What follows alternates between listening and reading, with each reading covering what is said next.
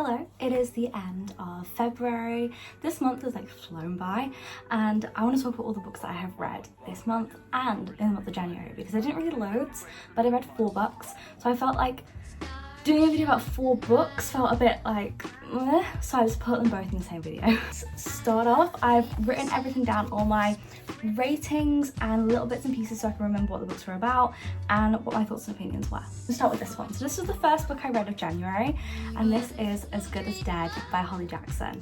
So I finally have basically finished the Good Girls Guide to Murder series. I need to read Killjoy. I found an audiobook for it so I'm gonna listen to it because I know it's a little novella. I absolutely adored this book. This book for me was brilliant, absolutely 100% what I hoped would be the ending for the Good Girls Guide to Murder series. For this book, I wrote down that I didn't expect the plot, and I really didn't. I had no clue what this plot was going to be about.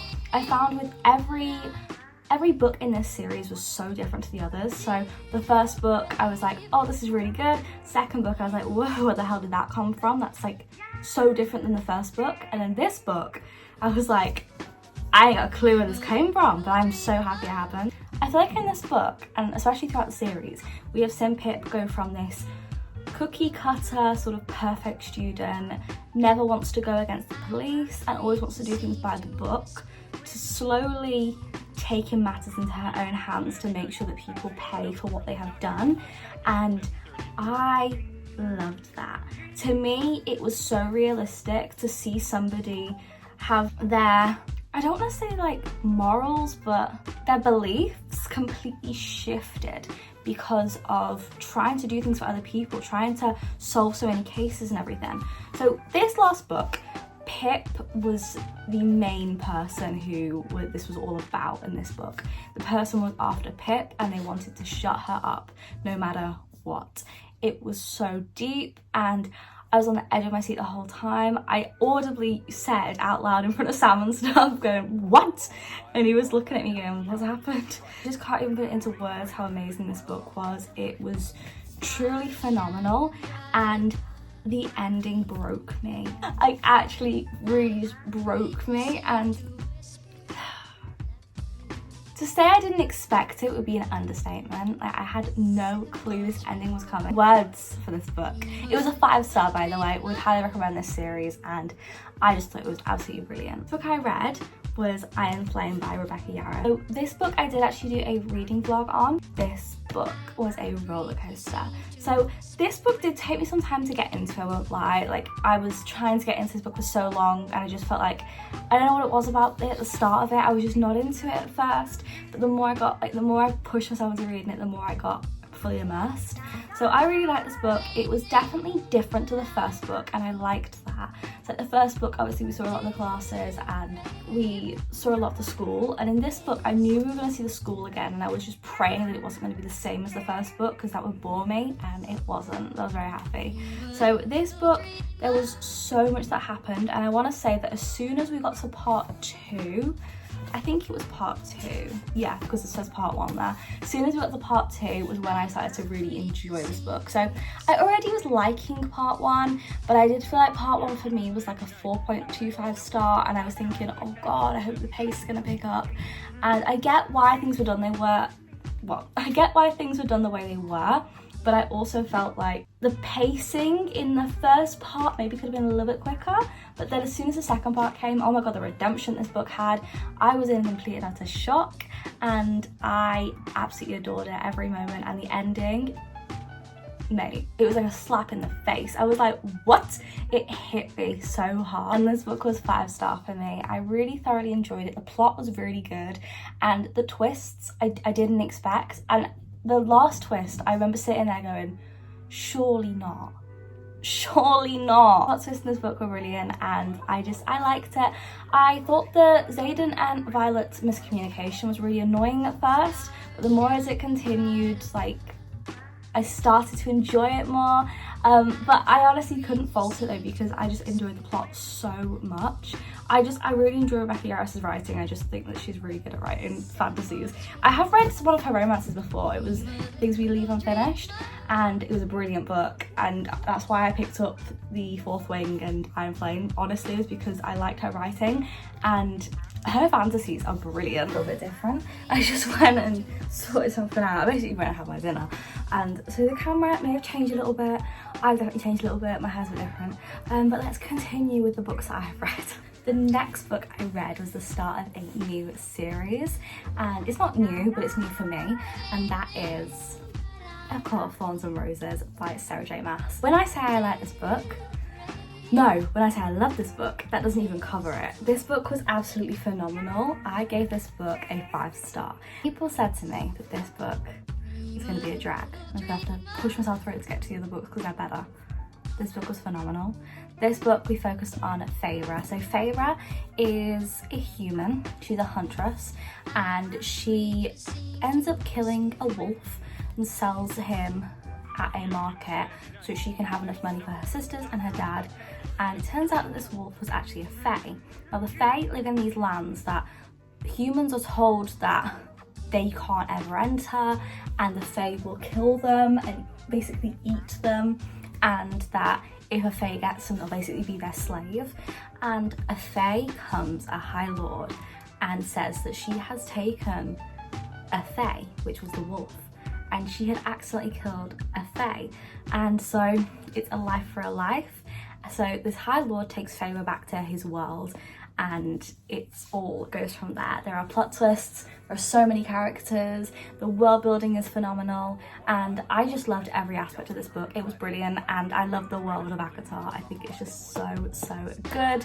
The plot was amazing, the relationships, the plot twists, the way that certain characters were introduced to set up later books, I actually adored it.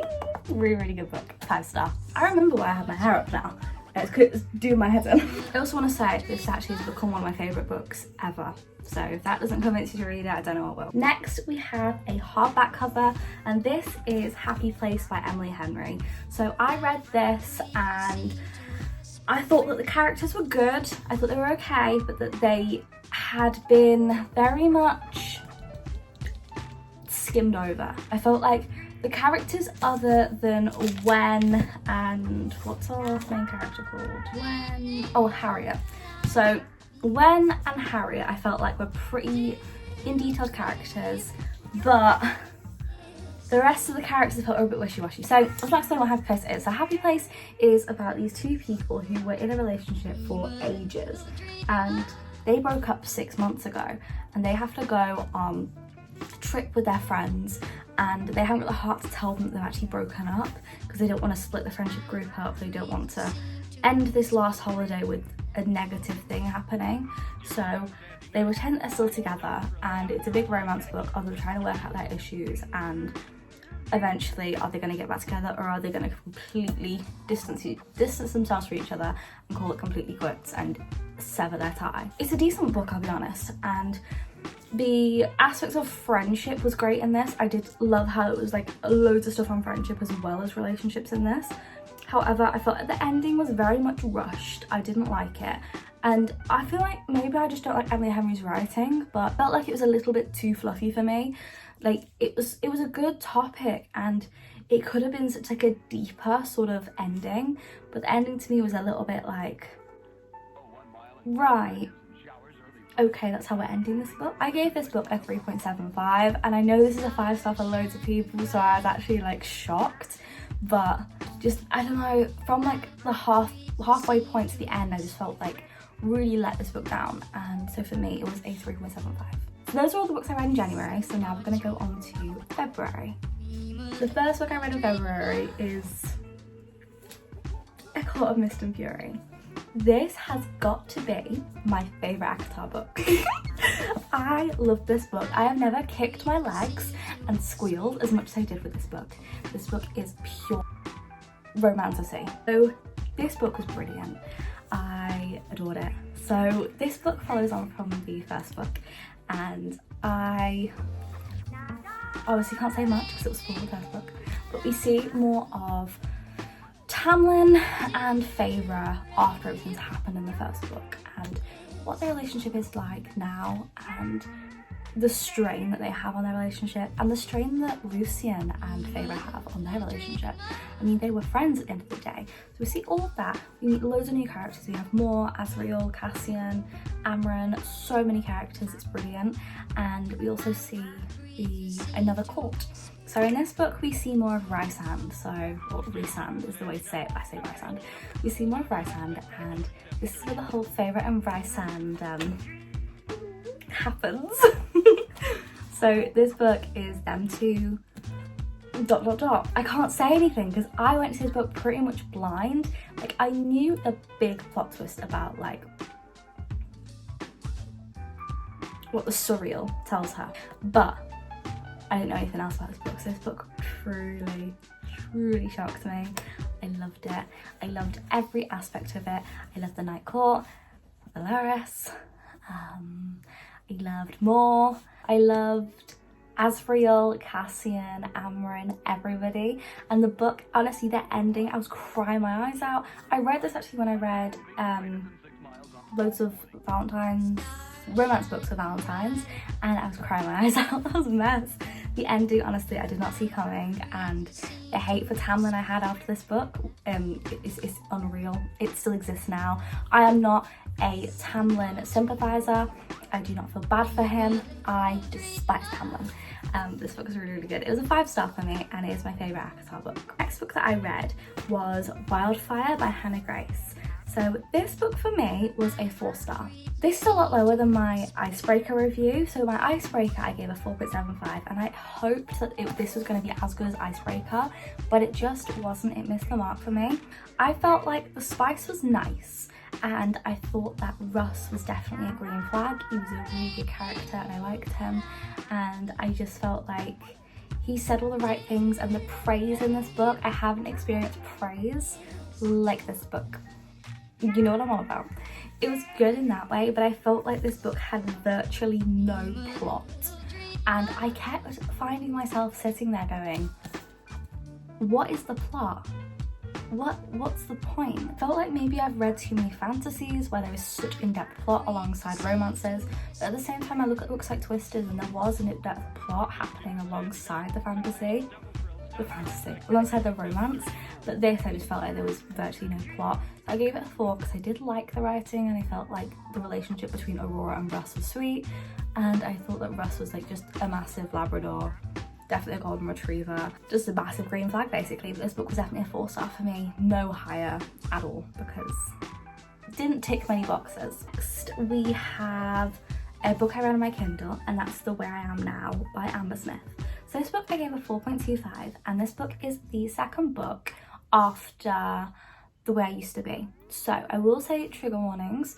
This book does talk about SA, and it is about somebody recovering from being SA'd by her brother's best friend. And so the first book we see all this in detail, and we see her basically go off the rails with her life.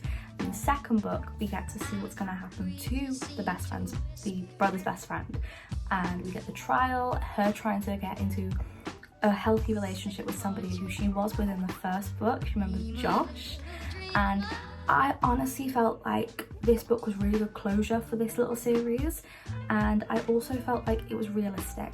The way that she struggled and maneuvered through this relationship with Josh, I just felt like it was so realistic, with all the stuff she struggled with, all the secrets, and how difficult it was for her to be able to open up to somebody. So realistic in my opinion, and I really enjoyed it, that it wasn't just oh, you're my saviour, we're together, that's it.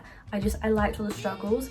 Also, it was so emotional, and I honestly didn't expect the ending, mainly because my own fault. I did look up the ending before I read it because I was panicking it was going to be awful, and I read somewhere that something was going to happen at the end, so I was already pessimistic.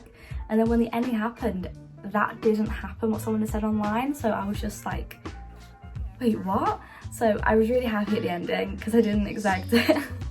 And it was really good, very much realistic in my mind of how it should have ended. So that was a 4.25 for me, and I really enjoyed it. Oh my god, next we have a book that really took me by surprise, and there's another Kindle read, and this is Say You Swear by Megan Brandy. When I say this book caught me by surprise, that doesn't even put words, that's not even the right words for this. This book for me was everything. So this book is a love triangle, and it's between Noah, oh my god, I can't remember anybody else's name. So, oh my god, how? Don't remember anybody's name. Oh well, it's a love triangle and Noah is the standard. The plot twist in this book I did not expect. I just thought it was going to be a cute little romance with maybe a bit of emotion in there. The plot twists, I had to close my Kindle. I had to put my Kindle down for a minute and actually process what I had read. Plot twists were insane. I did not see coming any of them, and the fact that there was more than one and like they'd happen at the same time. So you get a plot twist and you think, wait, what? And then another one would happen. It'd be like, whoa, wait, what? Brilliant book. I loved the ending and everything was brilliant about it. The plot, I can't even put it into words how amazing that book was. And it was everything, and I can't explain it because that would ruin the plot twist, and so I would recommend going to this book completely blind.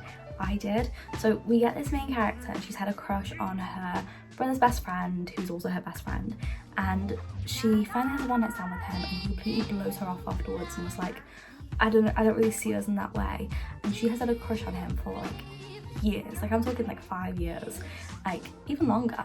And so it's obviously awkward between them, and she meets somebody called Noah, gives her everything she wanted. Somebody who's going to be there for her and cares for her and helps her get over this person. Something tragic happens and it flips everything on its head, and that's all I can say. Honestly, it's brilliant, amazing book. I did not see any of it coming. I just cried a lot. 5 stars, by the way, that book was absolutely 5 stars. Book is another ACOTAR book, and that is A Court of Wings and Ruin by Sarah J Maas.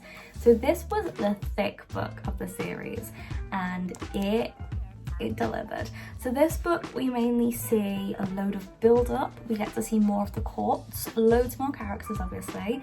We get to see more of Feyre and Rysand, and Rysand's speech. When I tell you I was crying, that doesn't even put it into words what was happening. I felt physically sick at his speech. I was actually there like, no, don't say that. So I did read this in my TikTok Hacked Books video, so if you actually want to see my reaction, it's in there. So it's actually quite funny looking back at it. Look at all my love heart, like broken love hearts. This book was honestly phenomenal. I didn't see half the things coming that happened. This book is very much tied with A Court of Mist and Fury. Those two, I think every other day I'm like, oh, I like this one more. No, I like this one more. Like, they're honestly so on par with each other. This book was a 5-star. The build-up was amazing. The battle was brilliant. Old characters coming back, and the build-up from A Court of Mist and Fury had really built this battle up to be big, and I believe it was really amazing. I didn't expect it, and every moment I was just like, wait, what? Honestly, loved this book. The bone carver, the weaver, all of that stuff was brilliant. I have never fell in love with a book as much as I did with this. I think this could possibly be my favourite ACOTAR book. But then I think of A Court of Mist and Fury and I'm like, that's my favourite.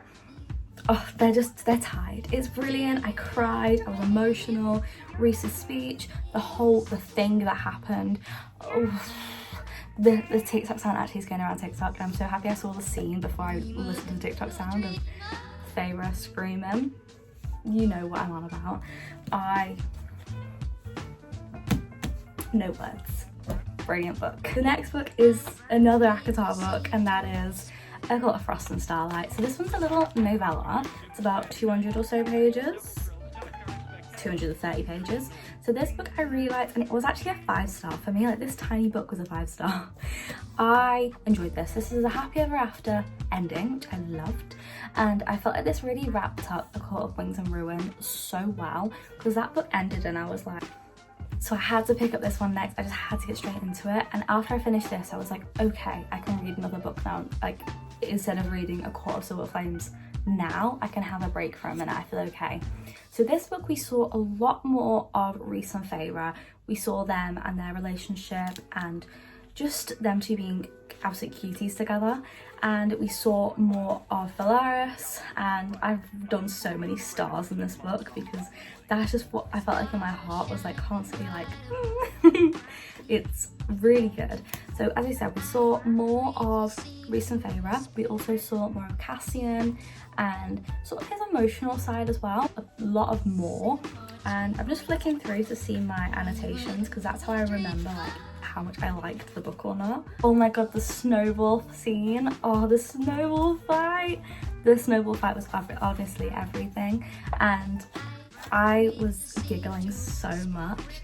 It was everything. I couldn't. But as I said, Reese and Feyre were definitely, like, I saw more of them together, more cute moments. It just gave me more reasons to fall in love with them even more, and it was everything. Cassian and Nesta, their like relationship with each other was also set up a bit more in this book for the next book, because A Court of Silver Flames is from Cassian and Nesta's point of view. In this book we also found out who made Feyre's dresses, and I'm not ashamed to say that I did cry. Like, in this book we had so many points where we got flashbacks and we got to know the characters more. I felt like this was like a character building book. So we saw Reese, Cassian and Asriel as kids. We learned more about them and like things that they dealt with growing up and their friendship and how they see each other as brothers. We saw more about Mor and what she has dealt with. We saw more of how Feyre has basically dealt with everything that's happened in the battle and everything. We saw more of Feyre and Rysand, and they had like a little bit of a tiff that was it was solved very quickly, and they were just so sweet together. And we also saw, as I said, like a lot of the past with like memories from Cassian. Honestly, can't even put it into words how much I adored this book. And the thing about this book that I really loved was we got so many people's point of views. Like, we got Rysand's, we got Cassian's, Nesta's. Did we get Nesta's? I thought we did. I don't know if we did actually. We got Rysand's, Feyre's, Cassian's for definite. We got a bit of Mor's. I don't know, I'm not seeing anything right now. We may have done, I'm just not finding it. But I enjoyed seeing a little bit of Cassian though. It was definitely interesting and I appreciated it, and definitely has set up the next book for me because I really like seeing Cassian's point of view. I feel like we get to see a side of him that he doesn't show anybody because he's so like likes to present himself a certain way. I just love that quote though, to the stars who listen, to the dreams that are answered. Like, so good. But anyway, I love this book. I think it's really underrated. So many people like give it a lower star rating because it's so short, but I honestly thought the character building was brilliant. Next we have Powerless by Lauren Asher. No, it's not. Lauren Asher doesn't write fantasy. Next we have Powerless by Lauren Roberts. So this book for me was rubbish. I hated this book. Can't lie. This book was all over TikTok. Everyone was hyping it up. Everyone who I asked, should I read this, said, oh my god, you're gonna love it. I cried. So I really had a lot of faith in this book. Man alive, was I wrong? This book was honestly terrible. This book I gave a 3-star, and that was me being really over generous. So I actually had to finish this on an audiobook. I couldn't bring myself to read this book. Like, the ending, I felt like I was dragging myself through it. I really didn't like this. So this book was about, I don't even know. It was basically like a knockoff Hunger Games. It was given like little version of Hunger Games, and we had these two main characters, which were Pei and Kai, and Kai was a prince and Pei was like a commoner. They had to go into these like trials, which were literally just like the Hunger Games. The characters also were very similar to the Hunger Games. I mean, the female main character had a bow and arrow. So it was literally like the Hunger Games, just with like powers. And I wasn't a big fan of it. I think also a big thing that I didn't like was that the relationship between Pei and Kai felt like, okay, let me explain it this way. It felt like there was plot, then a bit of relationship, and then because there'd been a relationship for so long and no plot, then the plot started happening again and there was no relationship happening, and then the relationship started happening again. So it would just feel like, wait, we've not even thought about them this way in like 50 pages. Why are we all of a sudden thinking this way? I honestly just didn't like the pacing of this book. I didn't like any of it. Looking at my annotation, it actually makes me giggle because it proves how much I didn't like this book. I literally circled something and said, this is happening way too quickly, when two people were being like really sweet to each other. I was just like, no.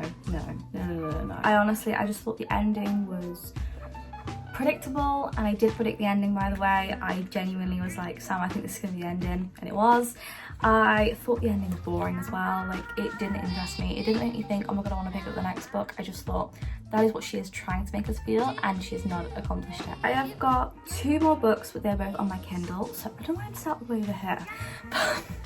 So the next book I read was Where's Molly, which I gave a 4.75. I love this book. So this book was recent and it just came out, and it's by H.D. Carlton, and yes, she is the same person who wrote Haunting and Hunting Adeline. Brilliant series. So if you want the next book in that series, it's like a little novella. This one's about Molly. So if you remember the letters that Adeline found under the floorboard in Hunting Adeline, you'll remember that the girl who had written the letters were called Molly, and then they all of a sudden just stopped. This book is about Molly, who she is, what happened to her, and how she got sold into trafficking, and her home life, everything now, and it was really good. I really enjoyed it. I gave this book a 4.75, and I felt like it was really good. I really enjoyed it, and one of the main things I enjoyed about this was that you could tell that H.D. Carlton had like thrown herself back into that Haunting Hunting Adeline universe. Like the first few pages of me reading it, I felt like I was back there. I felt like I was back in that universe. I could feel like the sick feeling of, oh my god, this is what's happened to people, and that's what's happened to Molly, and it's just this overwhelming uneasiness that she manages to convey in her books. It was brilliant. I will say that you need to remember with this book, which I did forget for a hot minute, it is dark romance. The romance is going to make you question things, and the spice scenes are going to make you go, wait, what? So just remember that. Overall, it was a really good book. I'm not going to say anything about it because I went in completely blind, and it was the best way. The next book was The Unhoneymooners, which I gave a 4.5, and this book was by Christina Lauren, who also wrote Love and Other Words. I really like this book. So this book was a enemies to lovers, and so we have our main character Olive, and we've got the other main character Ethan. It has a twin sister called Amy, and Amy has just got married to Ethan's brother, and them two have this honeymoon planned and everything's going great until the buffet that most people have eaten at, apart from Ethan and Olive, because Olive is allergic to seafood and Ethan has a funny thing about buffets, and he is just like really funny about germs, and everybody else who's eaten at the buffet gets really sick and basically manages to contract this like toxic thing, I can't remember what it's called, through the seafood basically. And this honeymoon is up for grabs because somebody needs to take it, otherwise nobody's going to end up taking it and it'll be just a waste. So Ethan has been given the holiday by the groom, and Olive has been given the holiday by Amy. They both decide, you know what, forget it, we'll both go together, and the only way they can pull this off is if they pretend that they're actually married. And if Olive pretends to be Amy because she is her identical twin sister. It's so good. These two people hate each other and we don't quite know why, and you're constantly thinking, wait, what is going on? And the spicy like tension between them is brilliant, and I honestly adore this book. Now I did read this through an audiobook, so just want to put that out there. My first ever audiobook I've actually ever read properly from start to finish. Really, really enjoyed it. I thought it was great. I thought that the fluffy romance was so funny. I found myself like howling at this book. It was hilarious, and I just can't put it into words how funny the writing was. Like the amount of funny moments that happened where I was like, wait, what? Like just unfortunate things that would happen to Olive because she is always like unlucky, and Ethan would be around when they happened and you'd be like, what the hell just happened? Yeah, well, I'm unlucky, I told you. Honestly, really, really good. I like the dynamic between Olive and Ethan, and the only bit that made me go what was when nobody was believing her when things were happening, and yeah, in the conflict, and I was just so frustrated. I was like, oh my god, how can people not believe her? But the more I thought about it, the more I was like, but this is so realistic, to be honest, because I swear no one would believe me if I said half this stuff. So yeah, it was a very good book. I really enjoyed it, and I barely see anybody talk about The Unhoneymooners, but it's a really, really good book. Those have been all the books I've read throughout February and January. I think altogether I read 12 books so far, but I think that's right. Hope you've enjoyed. It's been a little bit of a lengthy video, but I hope that's okay. Go check out last week's video and I'll see you guys soon with another video on Sunday. Yeah, bye.